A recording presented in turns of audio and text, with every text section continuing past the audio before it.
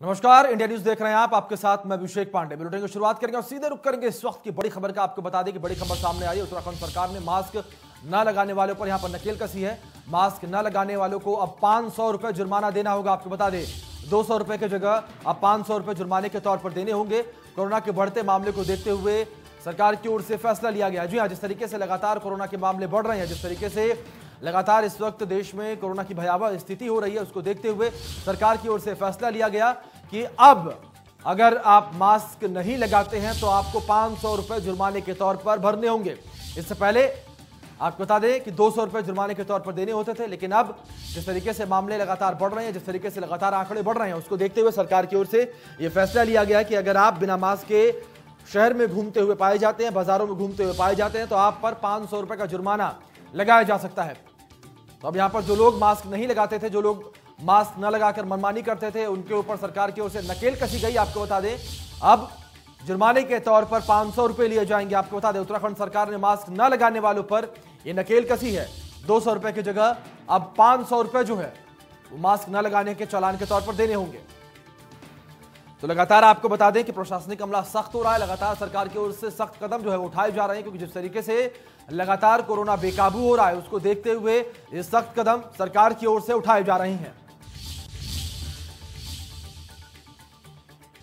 तो बड़ी और अहम जानकारी हम आपको दे दें जो इस वक्त सामने आ रही है प्रदेश से, कि उत्तराखंड में सरकार ने मास्क न लगाने वालों का जो जुर्माना है वो 200 रुपए से बढ़ाकर 500 रुपए कर दिया है। तो ऐसे में जो लोग बिना मास्क के घुमा करते थे, उनके ऊपर सीधे तौर पर सरकार ने नकेल कसी है और अब उनसे जुर्माने के तौर पर 500 रुपए लिए जाएंगे। तो बड़ी और अहम जानकारी आप तक हम पहुंचा रहे हैं।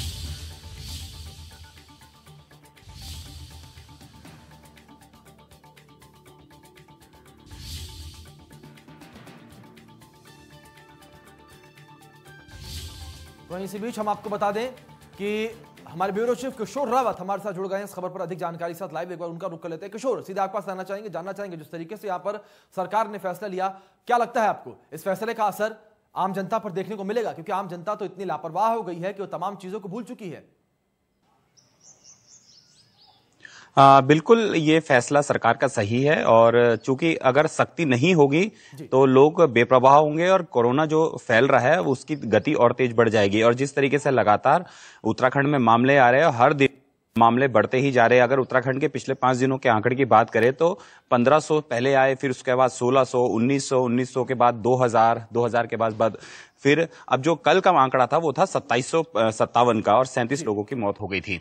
अब ऐसे में जाहिर सी तौर से बात है कि अगर सख्ती नहीं की जाएगी तो लगातार मामले बढ़ते जाएंगे और इसी तरीके से फिर बहुत सारी चीजों में दिक्कतें आनी शुरू हो जाएंगी। हॉस्पिटल में बेड नहीं है, वेंटिलेटर्स की कमी होगी, ऑक्सीजन की कमी होगी, रेमडेसिविर जो इंजेक्शन है उसकी कमी आ जाएगी और मेडिकल स्टाफ की कमी हो जाएगी, क्योंकि इतना मेडिकल स्टाफ नहीं होता है। जब ज्यादातर 2-4 चीजें सरकार को और करनी होगी, क्योंकि जो बाहर से लोग आ रहे हैं, ये कहा जा रहा है कि अभी फिलहाल जो सख्ती है वो ये जरूर है कि आरटी-पीसीआर टेस्ट की जरूर की जा रही है, लेकिन सरकार को अगले कम से कम 20 दिनों तक सख्ती लागू करनी पड़ेगी, तब जाकर इस पे कंट्रोल होगा। क्योंकि लगातार जिस तरीके से मामले बढ़ रहे हैं वो चिंताजनक है और मौतें भी जिस तरीके से बढ़ रही है वो एक डर का माहौल हो रहा है, जिससे कारण काफी सारी दिक्कतें हो रही है। शादियों में जो संख्या 200 थी उसको सरकार ने अब 100 कर दी है कि 100 लोग ही शादियों में आएंगे। इसके साथ जो एक और डिसीजन लिया गया था कल, जिसमें कहा था कि पूरे उत्तराखंड में रविवार को लॉकडाउन रहेगा, यानी रविवार का कर्फ्यू रहेगा। उसके साथ ही देहरादून जिसमें सबसे ज्यादा मामले आ रहे हैं वहां पर शनिवार और रविवार का रहेगा। इसके साथ ही रात का कर्फ्यू 9 से 5 बजे तक कर दिया गया है।